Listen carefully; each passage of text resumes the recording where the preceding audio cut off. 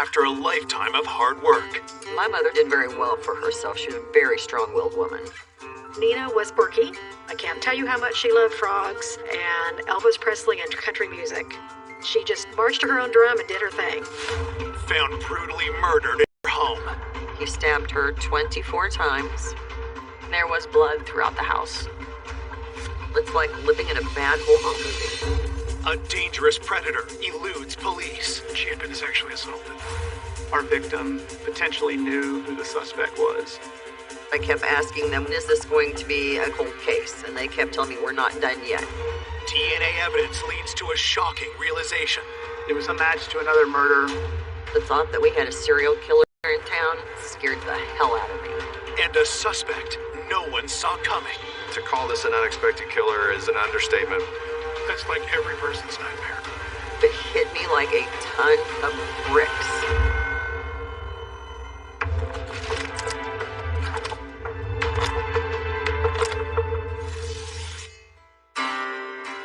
Kansas City is a large metropolitan area on the border between Kansas and Missouri.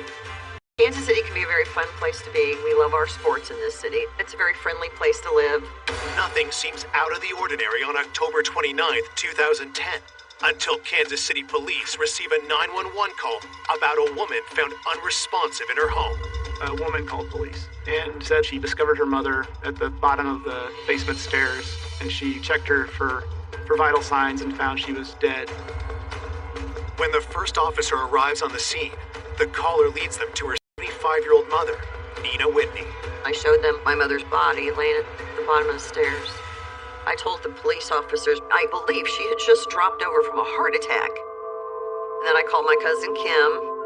The phone rang and I picked it up and Paige told me my mother is dead. Paige said she thought maybe Aunt Nina fell down the stairs going to the garage. While Paige speaks with her cousin on the phone, police take a closer look at Nina's body. Nina was face down, and there was a shelving unit there with a bunch of glass frogs, and a lot of those frogs had fallen off the shelf on top of her.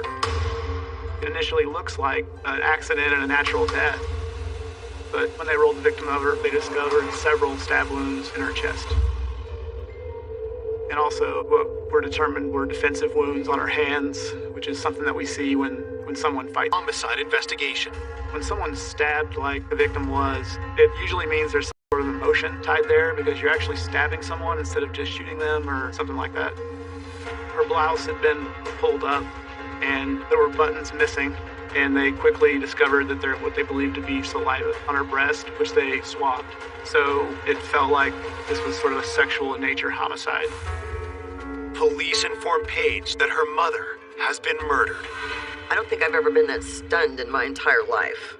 It's so surreal. It's like living in a bad horror movie. I don't know how to describe it. You're just totally and completely stunned. A lifelong native of the Midwest, Nina Whitney was a woman with humble roots. My mother was born in South Dakota, and then their family wound up here in Kansas City in the late 40s, early 50s. My mother had a very rough life. My mom's mom left their family, so my mom was left to take care of her younger siblings. She married my father, and my parents divorced when I was about 9 years old. My father left her pretty much destitute, so it was just the two of us. And we struggled tremendously. My mother worked some very hard jobs, and we lived on food stamps. Eventually, Nina found a stable, well-paying career. She worked on the assembly line at General Motors here in Kansas City.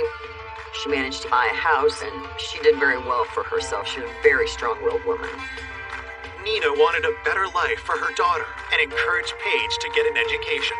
Went into criminal justice at Central Missouri State University, and I was probation parole officer for 25 years. The older I became, the closer my mother and I became. We spent a tremendous amount of time together. My mother started collecting frogs back in the mid-70s. Ceramic, glass, dishes, clothes, bedding, towels. The entire house was filled, wall-to-wall, floor-to-ceiling, with frogs. Nina's favorite hobby earned her the nickname Frog Lady. Nina was quirky. I can't tell you how much she loved frogs and Elvis Presley and country music. She just marched to her own drum and did her thing. In Investigators are stunned that someone would viciously attack this 75-year-old woman in her home. I was in total shock, truly. She was in her house, minding her own business, not doing anything wrong. Like, how on earth did that happen? When I found out Nina had been killed, I couldn't imagine who could have done this. I had no ideas. Detectives interviewed Paige to narrow down when the murder might have taken place. Friday, at about 6:45, I decided to call my mother to see what time she wanted to go shopping on Saturday. And that's when she didn't answer the phone. Didn't answer that either. Then I started to panic. So then I took off and went out south toward her house. And when I got to her house, the porch light was not on. And I knew something was very wrong. So I walked through to the kitchen and it was dark. So I turned the light on. And there was her body laying at the bottom of the stairs.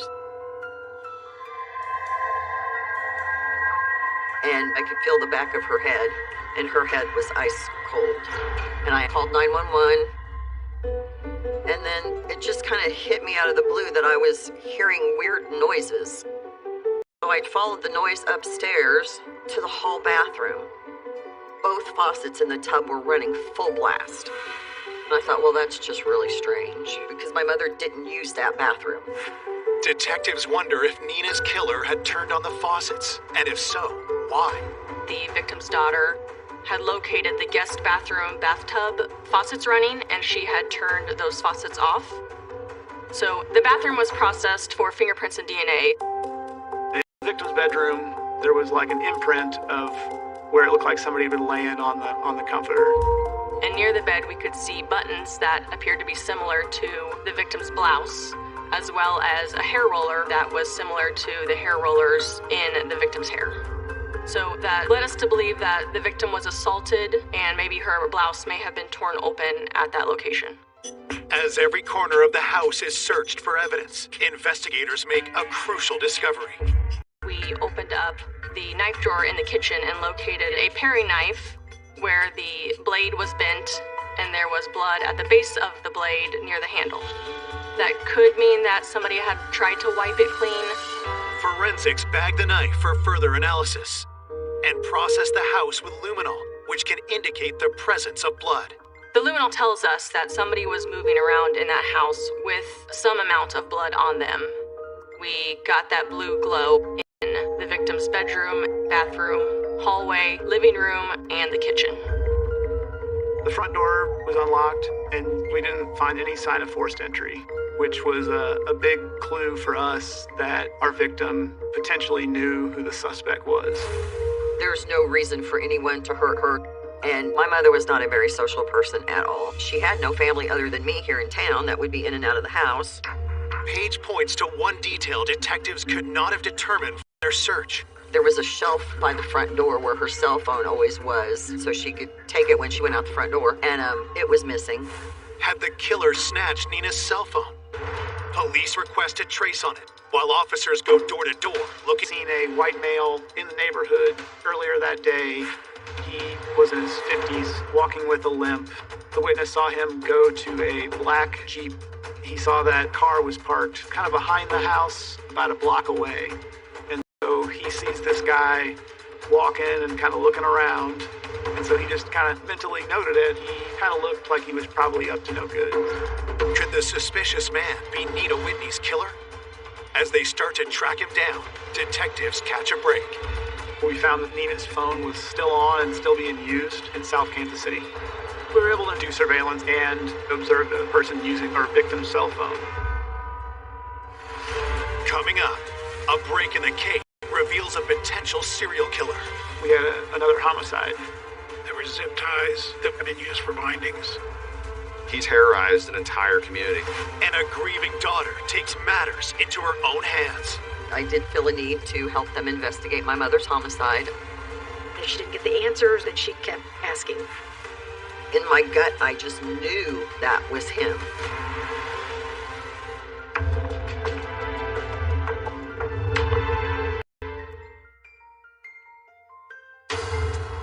Detectives investigating the vicious stabbing of 75-year-old Nina Whitney believe the killer stole her cell phone.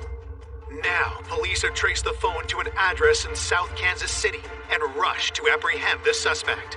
We did kick his door in, and when we took the suspect into custody, we found that he had the phone on his person. The suspect goes by the nickname Lil Mickey.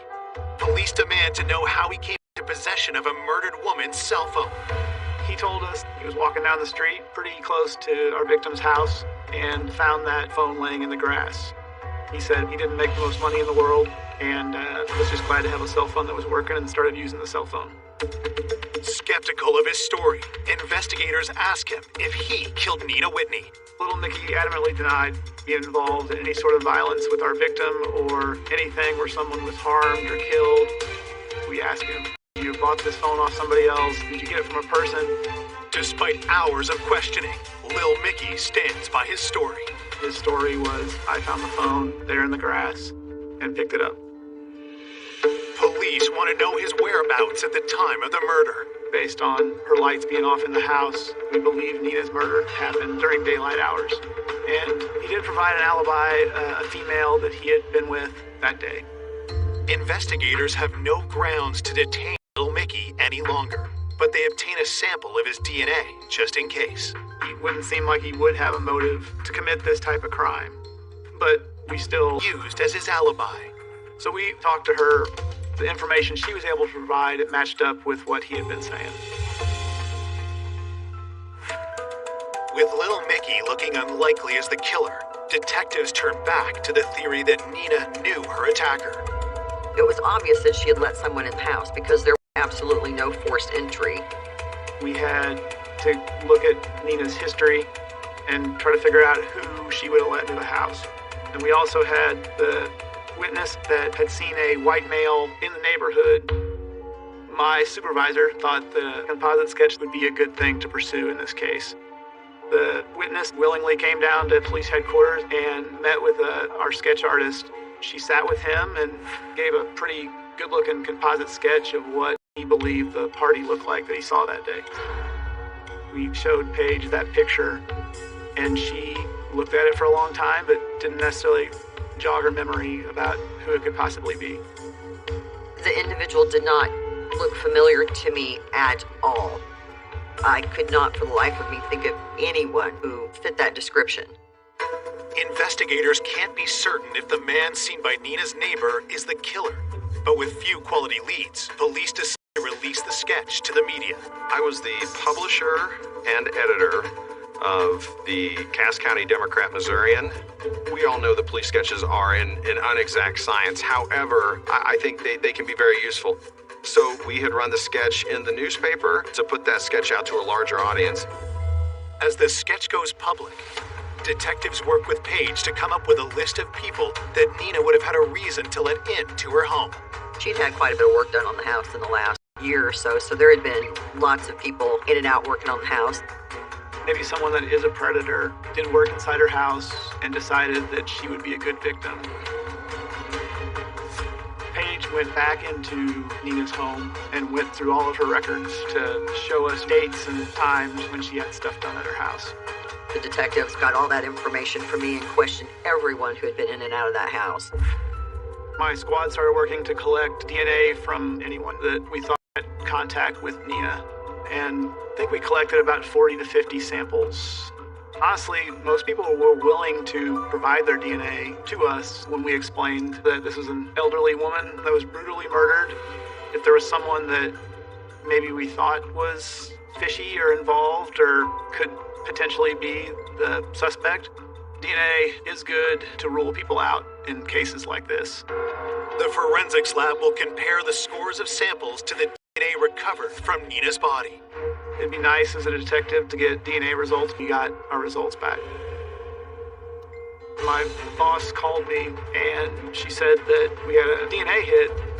So I thought that, well, if there's a DNA hit, then we'll be able to find a suspect. But that wasn't the case because it was unknown DNA.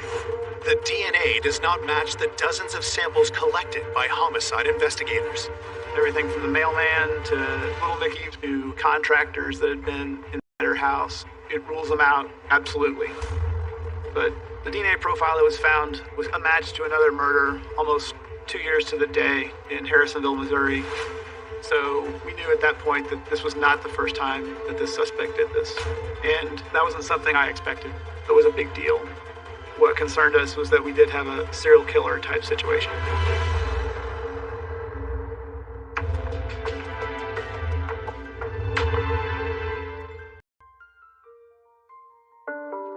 One month after the murder of Nina Whitney, DNA taken from the crime scene is matched to another homicide in the national database. It was a match to another unsolved murder in Harrisonville, Missouri. It's a smaller town about an hour south of Kansas City. Kara Jo Roberts was found inside her home in the bathtub, shot in the head with the bathtub running, just like Nina. It seemed like a sexually motivated homicide, and the tub running, that matches Nina at our scene. Police decide to keep this explosive new information under wraps. At that point, we were trying to keep this information close to the chest, because the suspect didn't know that we knew both crime scenes were connected. We did not want that in the public. Detectives even withhold this new development from the victims' loved ones, including Paige. I kept asking them, when is this going to be a cold case? And they kept telling me, well, not yet. We're not done yet. And I don't know what they were doing, but I know they were doing things behind the scenes. Investigators head to Harrisonville to get briefed on the Kara Jo Roberts case. Just reading through a case file doesn't give you the whole story. So to talk to an investigator that actually worked that case, it helps paint a better picture of what happened in the other investigation. I was one of the detectives from Kansas City at the time that was sent to work on this case. Kara Jo and her husband lived right there in the small town. They had a kid. It seemed like a very happy relationship. Just your normal, happy family. The Roberts family was devastated by a horrific tragedy on November 5th, 2008. Her husband found Kara in the bathroom. She wasn't wearing any clothes. There were obvious gunshot injuries. She was in the bathtub, and the bathtub was running. There were zip ties that we speculated at the time had been used for bindings. At the Kara Jo Roberts scene, we found two different white-colored zip tie roll of duct tape. On both the zip ties and the duct tape, we had male DNA. There was DNA found on Kara's body, and there was indications given by the medical examiner that she had been sexually assaulted. Detectives investigating Nina's murder ask for a rundown of the suspects in Kara Jo's case. Based on the fact of no forced entry, very much kind of angled towards us believing that the husband may have had something to do with this. A domestic violence type homicide is usually spur of the moment, rage and kind of action, but this could have been a situation where he was trying to control her physically with the bindings, and then it escalated. Kara Jo's husband claimed he found his wife dead when he got home from work and immediately called 911. From the time she was last seen to the time when her husband came home and found her, it was a very tight window. It was only like 45 minutes. Her husband gave what was kind of a complex alibi, but when we went to talk to his friends who were involved in that alibi, they were able to corroborate everything. DNA testing at the time also cleared Kara Jo's husband, and no other viable suspects were identified. The investigation went cold until the DNA connection to Nina Whitney's murder revives the case 2 years later. Nina's homicide was a lifeline to the Kara Jo Roberts case. We have double information, and we have a bigger picture of what's going on in both of these acts. What we have to do at that point is start doing what's called victimology. You basically have to understand the circle of Kara Jo's world, and you look at the circle of Nina's world. You know these two cases are linked, and you want to find those commonalities in between. What was really interesting was all the stuff in the Kara Jo Roberts case that matched up to Nina's case. As far as the tub running, we had a lot of different theories, but our main one was if our suspect was going to commit a rape, they would want to use that tub to wash away evidence after the act. In Nina's case, he turns on the water to try to maybe get her body up into the bathtub. He may have not been able to drag her body up those stairs. Our witness down the street sees this guy walking with a limp, and we thought the limp may have hindered him from getting her body back up to the tub. So just like our case, the Kara Jo Roberts case had someone down the street that saw someone in the neighborhood. The witness had seen a Jeep, had seen a male going to the Jeep, and that male may have been limping, and it looked like they were up to no good. Despite the telling parallels, police can't find anyone connected to both Nina and Kara Jo. That was not the answer that we wanted as detectives, because that meant that it was somebody totally random. A random person coming in and taking their life. That's like every person's nightmare. And it makes it even more urgent to try to catch the person.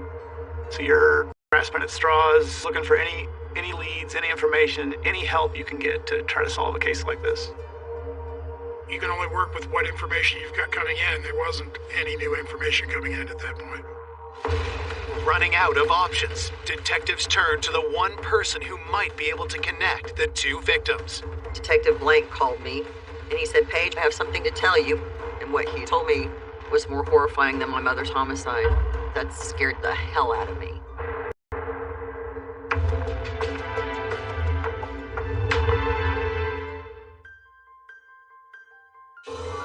Detectives investigating the stabbing death of Nina Whitney have informed her daughter Paige about a stunning development. Detective Blank told me that there was a DNA match from the saliva they found on my mother's shirt to DNA that they found on Kara Roberts in Harrisonville. Kara had been raped, put in the bathtub, and then shot in the back of the head. The thought that we had a serial killer here in town is enough to cause panic for every female in this city. We provided information from both crime scenes to Paige. And that's not something we would normally tell our victim's daughter. But in this case, Paige was a probation and parole officer. She is savvy in law enforcement, so we thought we could trust her with that information. We wanted to see if anything in her memory would be jogged to try to figure out if there are any common people, common locations that both victims would have known or gone to. At the time, I thought it had to be someone who targeted my mother specifically. But when they showed me the evidence in Kara's case, there's just a million things to think about when you're trying to come up with a profile for someone like that. There wasn't much there that seemed to be connected between the two victims. There wasn't an aha moment in that meeting at all. It's been 5 months since the murder of Nina Whitney, and investigators are desperate for a break. They turn back to the composite sketch of the man with the limp seen close to Nina's house. I wasn't necessarily a believer in the composite sketch thing. People make their own determination on whether they think the information they have is valuable to a case. They see that sketch and they decide, well, this guy's got glasses and the guy I know doesn't have glasses. And so the danger in that is that that person may have information, but that person may be turned off by the sketch. We had run the sketch in the newspaper, but really that sketch hadn't brought in a lot of leads. Despite their reservations, police hope that more people will see the sketch on billboards around the city, and someone will identify the suspect. They were able to put that picture along 71 Highway, along with our sketch. We're not as numerous as you would think. All of them have to be followed up on, because there could be something there that you're going to miss if you don't take those tips seriously. Weeks pass as investigators chase down leads that go nowhere. The lack of progress takes a heavy toll on Nina's family. I was really angry that she died in her own home, in that terror and that panic, helpless and alone and fighting for her life.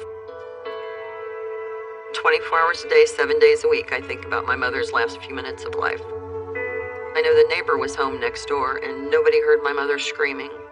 I wake up to the sound of screaming 2, 3 o'clock every morning. It doesn't go away. It does not go away. There's nothing worse than having to tell a family member, I'm sorry, there's no new information coming in, because they're frustrated. They're of the mindset that, why aren't you out there doing something? At her wit's end, Paige summons the strength she learned from Nina growing up and takes it upon herself to search for the killer. The investigation was not moving fast enough to make me happy, so I did feel a need to help them investigate my mother's homicide. I drove around the city and went to every antique shop, every flea market, every thrift store I could think of where she liked to shop. She was looking for that white male walking with a limp and that black Jeep. And Paige was seeing black Jeeps like that everywhere. I would take pictures of all the cars that looked like black Jeeps and all the license plates on those vehicles. I forwarded all of those to the detectives. Paige made it her job to be involved, and if she didn't get the answers, then she kept asking. I can't even explain to you how badly I needed to know who murdered my mother. Despite Paige's efforts, 6 months after her mother's death, the investigation starts to go cold. Those kind of unsolved cases in Kansas City leave an entire metro area on edge. As the days turn into weeks and weeks turn into months, how do you keep that case alive within the pages of your newspaper? Most of our weekly papers did not include an update because there was nothing to update in the case. I kept thinking, this is going to be a cold case. I'm never going to figure it out. I'm never going to figure it out. You always hope for them to get information to catch a suspect quickly, but I just couldn't fathom who would have done it. I had no suspects in mind. I drove around and took pictures of the billboards because I wanted to make sure I got pictures of them before they had taken them down. But the sketch concerned me because I don't know if that description was accurate. I thought there's just so many questions that I will never have answers to. Suddenly, 1 month later, Paige has a realization. May 26th, and I just happened to glance up and look at the lower half of the billboard, and I swear to you, it hit me like a ton of bricks. Like lightning had come out of the sky and hit me in the head. It literally all fell into place as I'm driving down the highway.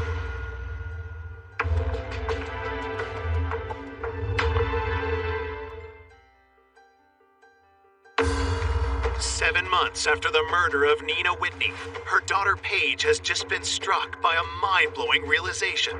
I was driving down 71 Highway, and I just happened to glance up at the billboard. Prior to that, when they showed me the sketch, the individual did not look familiar to me at all. I just focused on the lower half of his face and the chin, and it just an epiphany. It was Jeff. Jeff Moreland was a boyfriend that I had for 3 years while we were in college. We met in 1983 at Central Missouri State University, had a relationship for 3 years. Jeff and I met in a criminal justice class. He was as sweet and charming and funny as he could possibly be, and I truly fell head over heels in love with him. Once I got my graduate degree, I became a social worker, and Jeff went on to become a police officer. He loved being a police officer. That was his ideal dream job. Paige and Jeff broke up after 3 years of dating, much to her mother's dismay. My mother absolutely adored him. For years after we dated, my mother told me she wished I had married him. I know if he showed up on the doorstep, she would happily let him in the house. Could Paige's ex-boyfriend from 2 decades prior really be the sadistic serial killer detectives have been hunting for? I was so lost in my own head, trying to tell myself that Jeff didn't do it. And I kept trying to tell myself that I was wrong. But in my gut, I just knew that was him. At the parole office, I mentioned it to a couple of the girls that I work with, and they told me that I should run him through the system. I said, well, that makes sense. So I ran Jeff through the system. And lo and behold, if he didn't have a black Jeep Wrangler registered in his name, and I nearly lost my cookies. Then I also found out Jeff had been a police officer in the Grandview Police Department, but Jeff had retired about 5 years prior to my mother's homicide because he'd had Parkinson's. Does the Parkinson's diagnosis mean Paige's ex could be the man with the limp spotted near Nina's home? Paige brings her findings to detectives. I told him that Jeff had been a police officer in Grandview and gave him all the information that I had.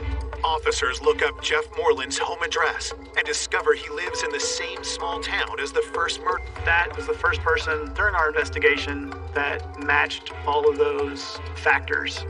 Detective Blank said, yep, it could be him. Detectives know they have to take extra care when investigating an ex-cop. Harrisonville is a very small community, and Detective Blank told me that Jeff knew every law enforcement officer in the county, and that he would find out that he was under investigation. Investigators decide a direct approach is the best option. We did not believe that we had probable cause at that point to get a search warrant to get his DNA. So we went down and knocked on his front door. I did tell him, your name's come up in a homicide, and we need to get a DNA sample from you. If someone were to tell me that, I'd be like, what homicide are you talking about? That was not Mr. Moreland's reaction. He said, well, I've got to go take my cat to the vet. And he went back inside his house. My gut was telling me that we had our guy, but you need to be sure that this is your guy before you go with your gut. Police again asked Jeff to provide a voluntary DNA sample. I ended up calling him and telling him again that, hey, we need your DNA to compare to this homicide, and then we'll be done. Jeff again claims that he's too busy to provide a sample. A week later, investigators receive an unexpected phone call from the police department Jeff retired from, located just outside Kansas City. So the sergeant with Grandview Police Department calls us and says that he's been in contact with Jeff Moreland and he provided him a DNA sample. We rushed down there and we made contact with the sergeant. On his desk, he had a pill bottle. The sergeant provides a strange account of how he obtained Jeff's DNA. Jeff told him that, I want you to meet me at this gas station along 71 Highway. And Jeff shows up in his black Jeep. And Jeff tells him that Kansas City has come and accused him of being involved in a murder. As he's explaining the story, he takes swabs and puts them in his mouth. And then Jeff hands him this bottle along with my card and says, here, give this to the detectives. We tell the sergeant that sample's not going to work. You can't just provide your own sample. And the sergeant sort of indicated, well, we'll just get rid of it in the trash then. We told him, no, we'll take that bottle off his hands and take that from him. The evidentiary value of this stuff is just worthless. But obviously, we recover it and we examine it. That DNA was tested, and it did not match our homicide. The fact that that DNA came back as not a match just didn't surprise me at all. Had he followed protocol, that would have exonerated him. And he very easily could have done that, but he chose not to. Point. We all know about serial killers. I was worried that the suspect was going to do this act again. A few days later, detectives get the call they'd been dreading. I received a phone call. There was a rape that occurred in Harrisonville. But the victim was able to get away, and then she was able to contact police. The victim took the officers to where this event occurred the day before. It was Jeff Moreland's residence. So my first question is, where's Moreland at now? When police go to arrest Jeff, he's nowhere to be found. Detective Blank told me Jeff may have raped a third victim, and he is now on the run. I didn't know if he would be after me. I didn't know if maybe he had figured out that it was me who initially contacted the police. It was a nightmare.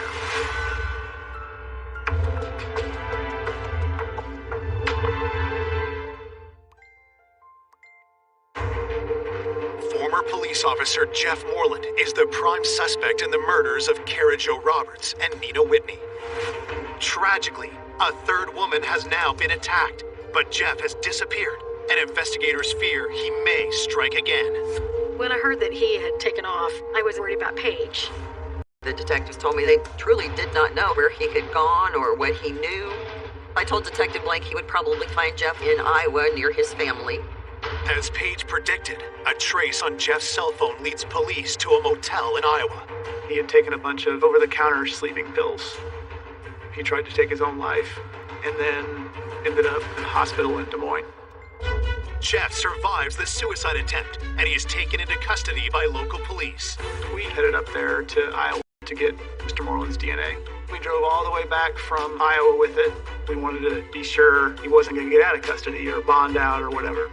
And then the next morning, we got the DNA results back. We told Paige that his DNA matched both crime scenes. Jeff is, in fact, involved in the murders of Kara Jo and Nina. It just blows my mind. And it was beyond all comprehension to me. This was 2010 when he murdered my mother. And Jeff and I split up in 1987. I had no idea what Jeff would become. The last time I actually saw Jeff was in 1994.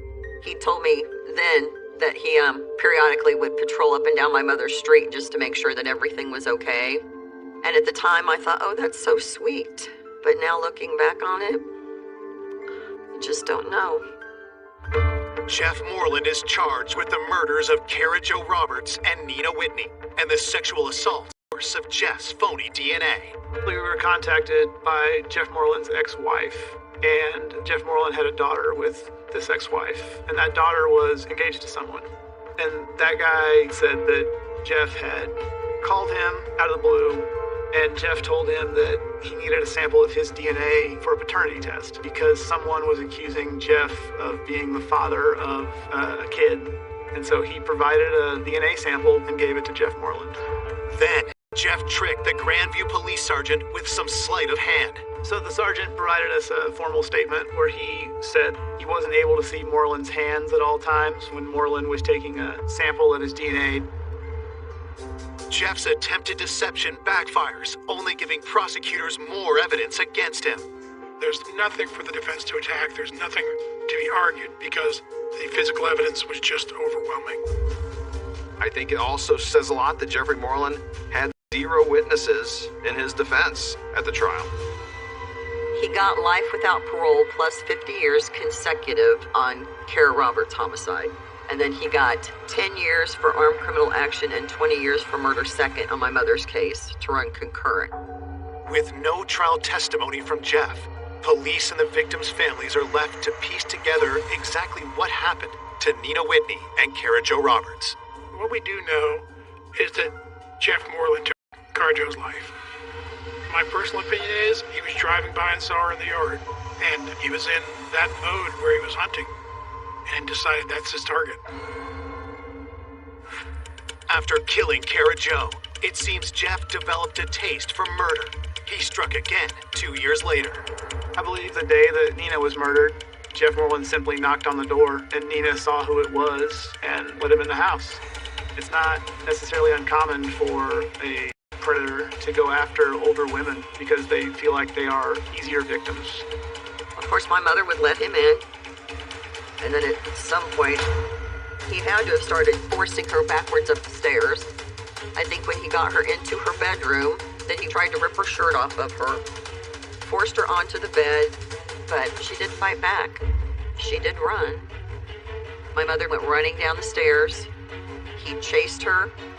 He stabbed her 24 times. The kill shot was here through the throat. At some point, he turns on the water to try to maybe get her body up into the bathtub to wash off his DNA. But at that point, he knew with his Parkinson's acting up that there was no way he was going to be able to take her body back up 2 flights of stairs and put her in a bathtub.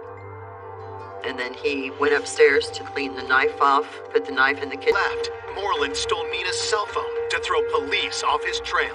He has the presence of mind to grab that phone and throw that phone in the grass a quarter mile away from Nina's house. He knows that the investigator is going to be caught up in that phone as sort of a way to lead us away from him. I did not know for 8 months who murdered my mother. The 8 months that I spent not knowing made me insane.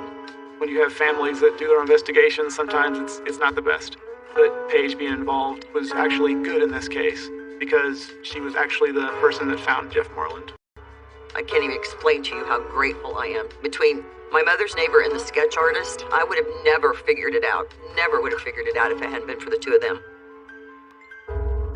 To call this an unexpected killer is almost an understatement. Jeff Moreland terrorized an entire community. Police speculate that Jeff's forced retirement a few years before the murders may have been the catalyst that set him on the path to kill. I feel that when he developed Parkinson's and he had his power taken away from him as a police officer, the murders were almost like him getting revenge on the world. I joined this organization called Parents of Murdered Children and Other Survivors of Homicide Victims. And we're all basically going through the same thing. So it does help to have someone who understands the enormity of what has happened. I think Nina would want to be remembered as a strong, independent woman who fought to the end. And that's how I'll always remember her. There are frogs in the stores everywhere. You can't go anywhere without seeing cute little frogs somewhere. I think about my mother all the time when I see things that I know that she would appreciate, or when I hear country music. I think about her a lot. Joe, it seems Jeff developed a taste for murder. He struck again 2 years later. I believe the day that Nina was murdered, Jeff Moreland simply knocked on the door and Nina saw who it was and put him in the house. It's not necessarily uncommon for a predator to go after older women because they feel like they are easier victims. Like my mother was left in some way. She got to started forcing her back into the stairs. I think she put her into her bedroom and he tried to rip her shirt off of her. He forced her onto the bed, but she didn't fight back. She didn't run. My mother was running downstairs. He chased her. He stabbed her like 4 times. He was her throat. At some point, he turns on the water to try to maybe get her body up into the bathtub to wash off his DNA. But at that point, he knew with his Parkinson's acting up that there was no way he was going to be able to take her body back up 2 flights of stairs and put her in the bathtub.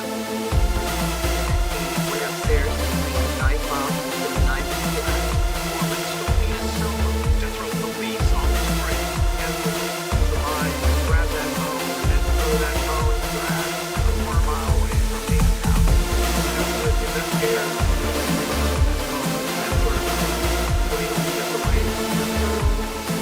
I did not know for 8 months he murdered my husband. And 8 months that I could not know You have families that do investigations, sometimes it's not the best. But Paige being involved was actually good in this case because she was actually the person that found Jeff Moreland. I can't even explain to you how grateful I am. Between my mother's neighbor and the sketch artist, I would have never figured it out. Never would have figured it out if it hadn't been for the 2 of them. To call this an unexpected killer is almost an understatement. Jeff Moreland terrorized an entire community. Police speculate that Jeff's forced retirement a few years before the murders may have been the catalyst that set him on the path to kill. I feel that when he developed Parkinson's and he had his power taken away from him as a police officer, the murders were almost like him getting revenge on the world. I joined this organization called Parents of Murdered Children and Other Survivors of Homicide Victims.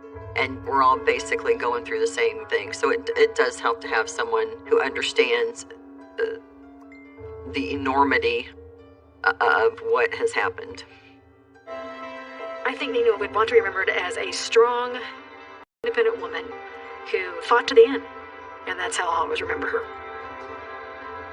There are frogs in the stores everywhere. You can't go anywhere without seeing cute little frogs somewhere.